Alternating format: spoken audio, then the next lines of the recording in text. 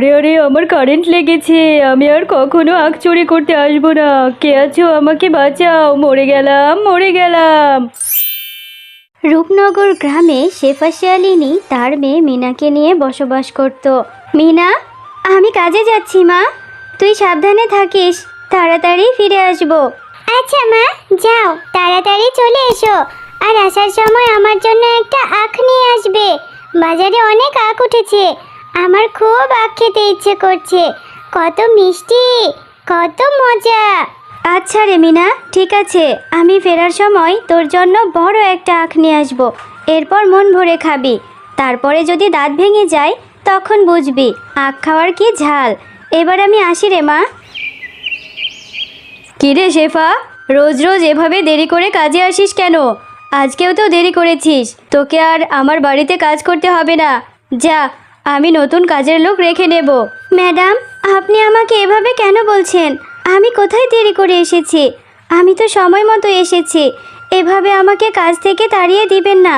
মেয়েটাকে নিয়ে যে না খেয়ে মরতে হবে। আরে, তুই খেয়ে থাকবি না না খেয়ে থাকবি সেটা আমি কি করে দেখব বল? আমি নতুন কাজের লোক পেয়েছি, তাকে সস্তায়ও রাখতে পারবো, টাকাও কম। যা তো। বাঘিনী মামি যে কাজ থেকে তাড়িয়ে দিল, এখন যে আমি কোথায় যাব? যাই, মেয়েটা একটা আখ খেতে চেয়েছে, বাজার থেকে একটা আখ নিয়ে যায়। এরপর শেফা বাজার থেকে একটা আখ কিনে বাড়িতে চলে যায়। মা, তুমি আখ এনেছো? আমার জন্য কত বড় বড় দুইটা আখ এনেছো। দাও মা, আমি খাই। ও মা, তোমার এত মন খারাপ কেন গো? তুমি চুপচাপ আছো, কি হয়েছে মা তোমার? না রে মা, কোথায় আর মন খারাপ, কি করব বল? আমাকে যে বাঘিনী মামি কাজে থেকে বের করে দিয়েছে। ওরা নাকি কম পয়সায় ভালো কাজের লোক পেয়েছে। এখন আমি কোথায় গিয়ে কাজ খুঁজবো? আমাদের যে এখন থেকে না খেয়ে মরতে হবে রে মা, কি করব বল? মা, তুমি চিন্তা করো না, আমার মাথায় একটা বুদ্ধি এসেছে। তুমি যে আখ দুটো এনেছো, এই আখ দুটো কেটে কেটে আমাদের বাড়ির পেছনের জমিতে লাগিয়ে দিই। তাহলে কিছুদিন পর আখ বড় হলে আমরা বিক্রি করব। হ্যাঁ রে মিনা, তোর মাথায় তো অনেক বুদ্ধি। ভালো একটা কথা বলেছিস। আচ্ছা ঠিক আছে, চল এই আখগুলো আমাদের বাড়ির পেছনের জমিতে নিয়ে রোপণ করি। আচ্ছা মা, চলো, এক্ষুনি চলো। এই আখগুলো দা দিয়ে ছোট ছোট করে কেটে আমরা ওই জমিতে রোপণ করে দিয়ে আসি। এরপর সেই আখগুলো মিনা ও তার মা তাদের বাড়ির পেছনের জমিতে পুঁতে দেয়। আর তারা তাদের সেই পুঁতে দেওয়া আখগুলো প্রতিদিন অনেক যত্ন নিতে থাকে। ও মা, দেখো বাইরে কত সুন্দর বৃষ্টি হচ্ছে। আমাকে আর কালকে থেকে কষ্ট করে আমাদের আখে পানি দিতে হবে না, তাই না মা? আমাদের আখগুলো এত পানি পেয়ে এমনিতেই ভালো হবে, তাড়াতাড়ি বড় হয়ে যাবে। হ্যাঁ রে মা, এভাবে বৃষ্টি হতে থাকলে আমাদের জমির আখগুলো তাড়াতাড়ি বড় হয়ে যাবে আর বাজারে ভালো দামে বিক্রি করতে পারবো। হ্যাঁ মা, আর আমি রোজ রোজ অনেক আখ খেতে পারবো। আমাকে আর আখ কিনে খেতে হবে না, তাই না মা? আচ্ছা ঠিক আছে, খাবি খাবি, আগে আখ বড় হয়ে নেক, রাত হয়েছে, চল এবার ঘুমিয়ে যা। এই কথা বলে তারা মা ও মেয়ে ঘুমিয়ে পড়ে। দেখেছো মা, আমাদের আখগুলো কত বড় বড় হয়েছে। আচ্ছা মা, এই আখগুলো এখন কেটে কি বাজারে নিয়ে যাবে? হ্যাঁ রে মিনা, এখন এই আখগুলো কেটে বাজারে বিক্রি করা যাবে, কিন্তু আমি অন্য কিছু ভাবছি রে। এত কি ভাবছো মা? তুমি আমাকে বলো, আমি তোমাকে বুদ্ধি দিয়ে সাহায্য করব। ওরে আমার বুদ্ধিমান মেয়ে, আমি ভাবছি যে বাজারে তো বাঘমামা আখ বিক্রি করে, তাহলে সবাই কি আমার থেকে আখ কিনবে? সবাই তো বাঘমামার থেকেই আখ কিনে। হ্যাঁ মা, বাঘমামা তো আস্ত আখ বিক্রি করে। তুমি আস্ত আখ বিক্রি না করে আখের জুস করে বিক্রি করবে, তাহলে দেখবে এই গরমে বাজারের সবাই তোমার থেকে আখের জুস কিনে খাবে। সত্যি রে মিনা, তোর বুদ্ধির প্রশংসা করতে হয়, বুদ্ধিটা কিন্তু খুব ভালো হয়েছে। আচ্ছা চল, এবার মা ও মেয়ে আখ কেটে তারপর বাজারে নিয়ে যায়। এরপর শেফা শিয়ালিনী আখগুলো কাটতে থাকে আর আখগুলো কেটে বাজারে নিয়ে যায়। আসুন আসুন দাদারা দিদিরা, মিষ্টি আখের রস আছে, মিষ্টি আখের শরবত, খেতে ভারী সুস্বাদু। আরে, এই ছোট লোক শেফা শিয়ালিনী আবার আখের ব্যবসা করছে। ও এত আখ কোথায় পেলো? আবার আখের শরবত বিক্রি করছে। ওকে কিছুতেই ব্যবসা করতে দেওয়া যাবে না। এভাবে শেফা শিয়ালিনীর অনেক আখের শরবত বিক্রি হতে থাকে।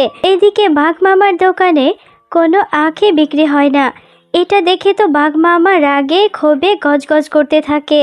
সত্যি গো শেফা দিদি, আপনার আখের রস খুব মিষ্টি, ভারী সুস্বাদু, খুব মজা পেলাম। এরপর থেকে আপনার দোকান থেকে আখের রস খাবো। হ্যাঁ গো, তোমার কি হয়েছে? আজকে এসে দেখে এভাবে মন খারাপ করে বসে আছো। আর আজকে কি তোমার বেচা কেনা ভালো হয়নি নাকি? বাজার আনতে বলেছিলাম সেটাও আনোনি।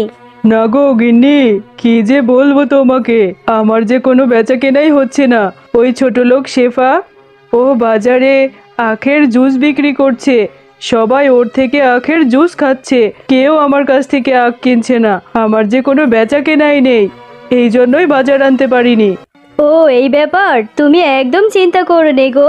আজকে ওই ছোট লোক শেফার আখের জমিতে যাব, আর গিয়ে সব আখ চুরি করে নিয়ে আসবো। এরপর দেখবো ও আখ কোথা থেকে আনে। হ্যাঁ গিন্নি, তুমি ঠিকই বলেছ। আজকে আমরা যাব ওই শেফা শিয়ালিনীর আখের জমি থেকে আখ চুরি করে নিয়ে এসে বিক্রি করব। আর ও যখন আখ বিক্রি করতে না পারবে তখন বুঝবে। হা হা হা। এরপর রাতের বেলা বাঘ এবং বাঘিনী শেফা শিয়ালিনীর আখের জমি থেকে আখ চুরি করতে থাকে। আমা, আমাদের জমির আখগুলো কে কেটে নিয়ে গেছে? আমাদের জমিতে যে কোনো আখই নেই, এখন আমরা কি বিক্রি করব? হ্যাঁ রে মিনা, তাই তো দেখছি। কে আমার জমি থেকে আখ চুরি করে নিয়ে গেল? এখন আমি কি করব? আমি কি করে সংসারটা চালাবো? কে আমার সর্বনাশ করলো? আচ্ছা মা, যারা আমাদের আখগুলো চুরি করে নিয়ে গেছে, বাকি আখগুলো তারা আবার আজকে চুরি করবে। চলো এই আখগুলো কেটে নিয়ে যাই।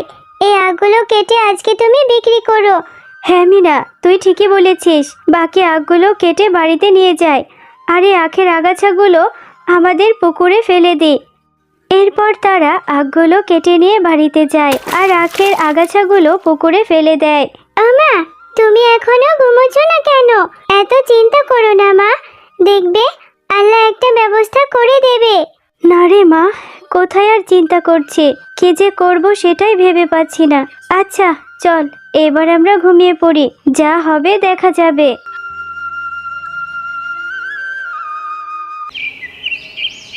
আমা, দেখো আমাদের পুকুরে এত আখ কোথা থেকে এলো? তাহলে কালকে যে আগাছাগুলো ফেলে দিয়েছিলাম, ওই আগাছাগুলো থেকে কি এই আখ হয়েছে? হ্যাঁ রে মিনা, তাই তো দেখছি। নিশ্চয় আল্লাহ আমাদের উপর দয়া করেছে। কিন্তু ভাবছি যারা আমাদের আখগুলো চুরি করে নিয়ে গেছে, আবারও যদি এই আখগুলো চুরি করে নিয়ে যায়। না মা, তুমি চিন্তা করো না, এই আখগুলো চোরে চুরি করতে পারবে না। আমরা আখের পুকুরে কারেন্ট দিয়ে রাখবো। আমরা যখন এই আখগুলো কাটবো তখন কারেন্ট সরিয়ে দেব। এরপর শেফা শিয়ালিনী আগের মতো আবারও বাজারে আখের জুস বিক্রি করতে থাকে। আর এটা দেখে বাঘ ভীষণ রেগে যায়। আরে, এই শেফা শিয়ালিনীর জন্য তো দেখছি আমি ব্যবসাই করতে পারবো না।